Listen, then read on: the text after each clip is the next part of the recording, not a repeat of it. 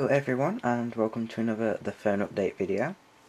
Today I'm going to be doing something slightly different and starting something I hope will be a trend in my videos. I'm going to start doing hardware reviews for various retro consoles, modern consoles like the Xbox. I'll obviously continue doing mobile reviews and iPod reviews. I might start doing some apps, but nothing too fancy. And I'm going to start this off with reviewing a really interesting controller I have called the Radica Gamester. I don't know if I've pronounced that right, but what this basically is, it's a PS2 controller, so it will not work with a Xbox 360 or PlayStation 3 unfortunately, but it's got a really weird layout of all the buttons and everything. They did also do an original Xbox version as well. Probably, I think it was a different colour from what I've seen. And it's just a really interesting controller. It's designed to give you an advantage over the other players, particularly when playing first-person shooter games. Obviously, first thing that springs to mind is Halo, but PS2. That's why I imagine the Xbox One would have been more useful.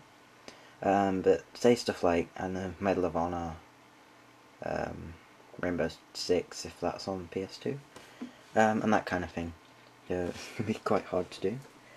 I keep saying probably ruin the video. But anyway, I'll just take it for a quick tour around the controller. It's kind of nice. It has its own built-in little LCD screen here. It says games to there. You have menu, reset, enter, mode buttons for controlling the screen here. Nice feature is that the analog sticks are both, aligned. So when you're holding it in your hand, you get a nice grip and feel. You got your D-pad here, start select buttons, square and the circle button, which is quite odd to be there. And where it really gets interesting is the buttons down here on the grip. You can see you've got L2 and X there. And, focus. Thank you. R2 and triangle there. You may be thinking, well, that's a little odd, that's stupid. But when you hold it with both hands, it actually works really well. You can still use, you never have to take your thumb off the analog sticks. Of course, you have the trigger buttons on the back with a nice kind of gun feel to them. Right there. Got the copyright info. What does that say? See if we can get a focus. Come on, 2003. So quite old, but then again, what isn't these days? You got a nice little hole here, which I find very odd, because there's no connector or anything. But I imagine that's just left over from the Xbox version, which obviously probably would have taken a memory card. You get a nice, not too short wire. It's a decent length. Definitely would have been better wireless, but hey, reducing costs, I suppose. So it's actually quite a decent controller. So I'm just going to go now and plug it into my PlayStation 2, and I'll show you the little menu thing it does. Jump cut. Okay, so we're just about to go into my classic game room SD, as I like to call it. Standard definition. Got controls there. So we're just going to plug in the controller to my PlayStation. Bear with me a second, let's rest the camera there.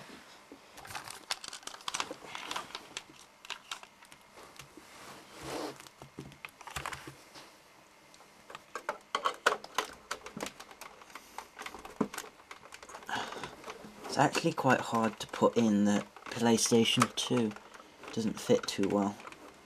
Right, we'll just pop that on. And as you can see, there, you got a nice little screen turning on.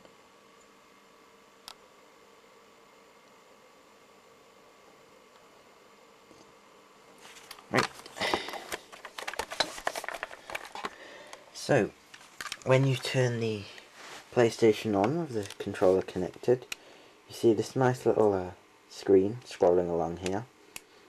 You can press the menu button and you can change the button configuration.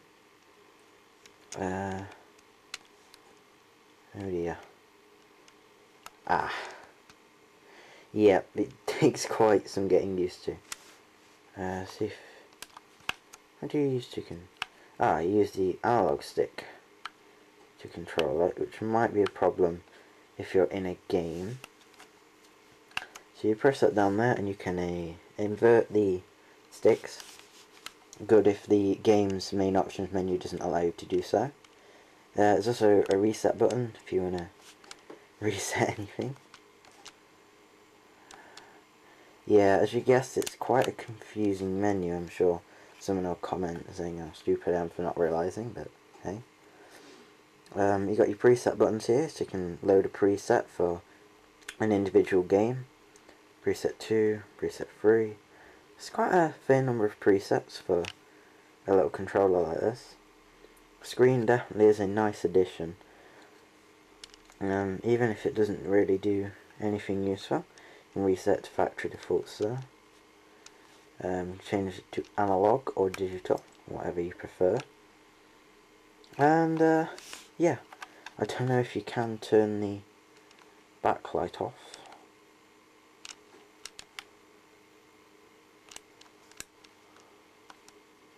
No, I don't seem to be a way to turn the backlight off, but yeah. So that was just a little review of the Radica Gamester. Excuse my pronunciation if that's wrong. Thank you for watching. I'm not going to nag you to subscribe, but if you liked it, hey, go ahead. Well, thanks for watching.